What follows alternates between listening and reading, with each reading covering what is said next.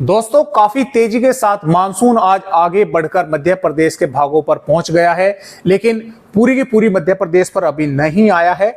मैं आपको जिले बता देता हूं कि किन किन जिलों पर मानसून ने आज दस्तक दे दी है। इसमें दोस्तों अलीराजपुर से लगाकर झाबुआ, इंदौर, उज्जैन, शाजापुर, भोपाल, विदिशा, सागर, दमोह से होते हुए और कटनी, शहडोल, सिद्धि और इसमें कुछ भाग सिंगरौली के भी शामिल हैं।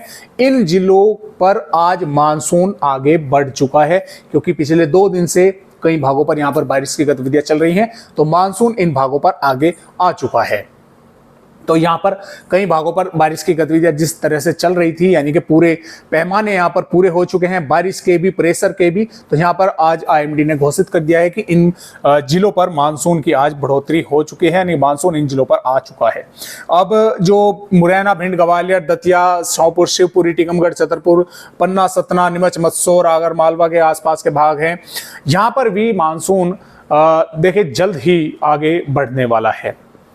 थोड़ा समय लगेगा, लेकिन जल्द ही यहाँ पर आगे जो है मानसून बढ़ेगा। तो आपने देख लिया कि इन भागों पर मानसून आज पहुंच चुका है।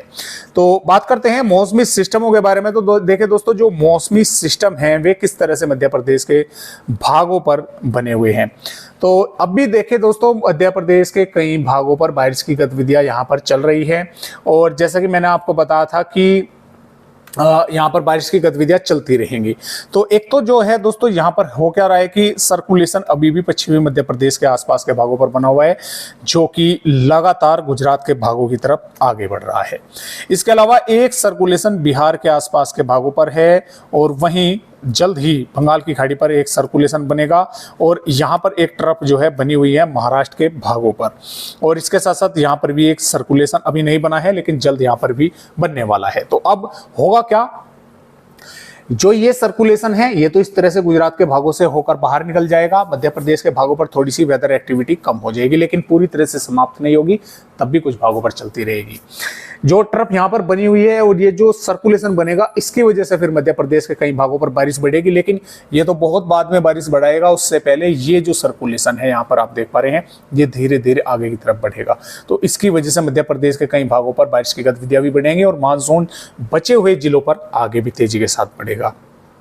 जो बंगाल की खाड़ी पर सिस्टम बनेगा, ये कहीं नहीं जाएगा, यानी कि ये अंदर नहीं आएगा, ये यहाँ पर ही रहेगा। ये ऊपर की तरफ पहुंचकर यहाँ से जो बंगाल की खाड़ी का मॉइस्चर है वो भारत के अन्य राज्यों पर आगे की तरफ थ्रो करेगा, जिससे जो सिस्टम यहाँ पर होंगे, यानी कि ये जो बिहार के आसपास के भागों पर सिस्टम है, ये आगे की तरफ बढ़ेगा।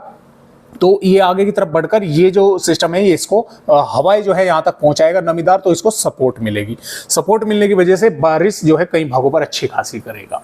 तो इस तरह से मौसमी सिस्टम जो है वे अपना काम करने वाले हैं, और ये जो सर्कुलेशन है ये भी गुजरात के भागों से ऊपर की तरफ बढ़ेगा।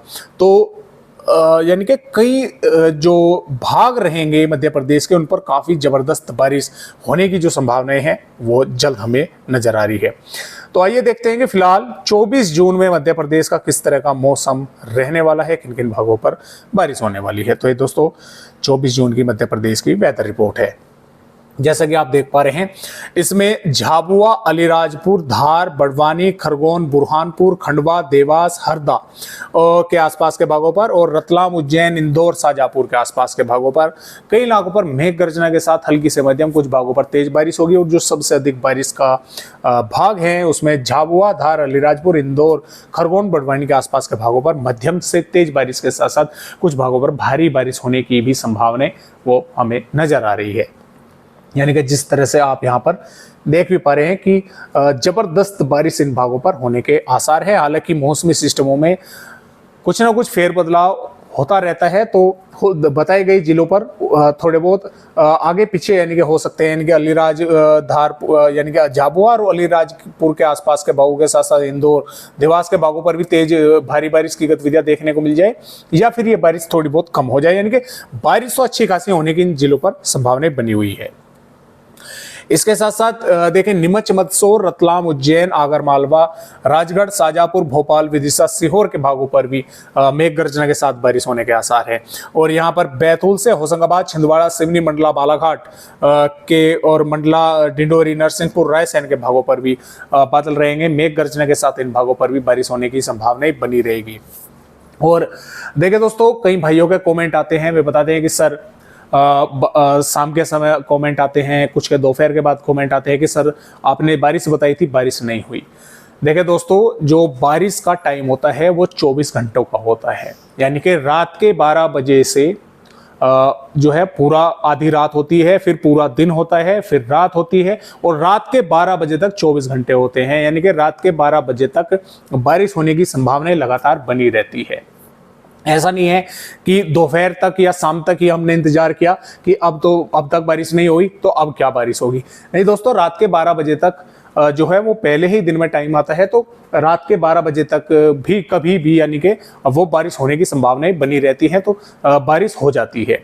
तो कई भाई जो है वे कमेंट कर देते हैं दोपहर में या शाम के समय कि सर हमारे यहाँ तो बारिश ही नहीं हुई, आपने बताया था। दोस्तों, रात के 12 बजे तक जो है इंतजार यानी कि जो समय होता है वो रात के 12 बजे से ही अगला दिन लगता है, तो रात के 12 बजे तक यहाँ पर बारिश होने की संभावनाएं बनी रहती हैं, वो पहले दिन में ही रहता है। इसके अलावा टीकमगढ़, छतरपुर, पन्ना, सतना, रीवा, सिद्धि, उमरिया के भागों पर भी वैसे मौसम साफ रहेगा। भिंड, ग्वालियर, मुरैना, दतिया के भागों पर भी, लेकिन कुछ थोड़े बहुत बादल यहाँ पर आगे आ सकते हैं, और उत्तर प्रदेश के भागों से भी कुछ बादल आएंगे, क्योंकि वहाँ से भी कुछ मॉइस्चर नीचे की तरफ पहुँच रहा है, नीचे से ऊपर की तरफ पहुँच रहा है। तो इन भागों पर भी बारिश होने की संभावनाएं कुछ इलाकों पर हमें नजर आ रही है। यहाँ पर भी मेघ गर्जना, बारिश होने की संभावनाएं जो है वो बनी रहेगी। और यहाँ पर भी गुना, अशोकनगर, शिवपुरी, मुरैना, भिंड, ग्वालियर, दतिया के, श्योपुर के आसपास के भागों पर, हालांकि यहाँ पर संभावनाएं काफी कम है, लेकिन कुछ थोड़े बहुत बादल आगे पहुंच सकते हैं, क्योंकि जब यहाँ से बादल राजस्थान से होते हुए हरियाणा, दिल्ली, पश्चिमी उत्तर प्रदेश तक आगे बढ़ सकते हैं, तो यहाँ पर क्यों नहीं पहुंच सकते। तो बन सकती है यहाँ पर भी बारिश होने की संभावना। तो इस तरह से जो बारिश होने के आसार है वो मध्य प्रदेश के भागों पर बने हुए हैं। बात करें यहाँ पर दोस्तों आने वाली 25 जून की, तो 25 जून में थोड़ी सी बारिश की गतिविधियां मध्य प्रदेश के भागों पर कम जरूर होंगी, लेकिन समाप्त नहीं होगी। कुछ भागों पर पूर्वी, दक्षिणी, पश्चिमी भागों पर या उत्तरी भागों पर बारिश की गतिविधियां चलती रहेंगी, क्योंकि उत्तर प्रदेश पर जब बारिश बढ़ेगी तो उत्तरी भागों पर होगी, टीकमगढ़, छतरपुर, भिंड, ग्वालियर के भागों पर, और इस सर्कुलेशन का असर जब भी पश्चिमी मध्य प्रदेश के कई भागों पर देखने को मिलता रहेगा। तो इस तरह से अलग अलग भागों पर बारिश की गतिविधियां कुछ इलाकों पर होने के आसार हैं। 26 जून से मध्य प्रदेश के भागों पर फिर जबरदस्त बारिश बढ़ने की संभावना है, क्योंकि जो मौसमी सिस्टम है एक तो पूर्वी उत्तर प्रदेश के भागों पर आ जाएगा, यहां से जो सर्कुलेशन बनेगा वो मॉइस्चर अंदर की तरफ पहुंचाना शुरू कर देगा। तो मध्य प्रदेश के कई इलाकों पर अच्छी जबरदस्त बारिश कई इलाकों पर होने के आसार जो है वे हमें नजर आ रहे हैं। 27 जून में भी अच्छी तेज बारिश, भारी बारिश कई भागों पर होगी। यहाँ पर 28 जून में भी कई इलाकों पर मध्यम से तेज बारिश होगी, 29 जून में भी, 30 जून में भी, और 1 जुलाई में भी, 2 जुलाई में, मतलब फिर बारिश की गतिविधियां लगातार मध्य प्रदेश के कई भागों पर देखने को मिलेगी, अच्छी खासी जबरदस्त। तो फिलहाल आज की इस वीडियो में बस इतनी ही जानकारी। एक नए अपडेट के साथ मध्य प्रदेश भाइयों से फिर मिलूंगा, तब तक के लिए सभी दोस्तों को मेरा नमस्कार।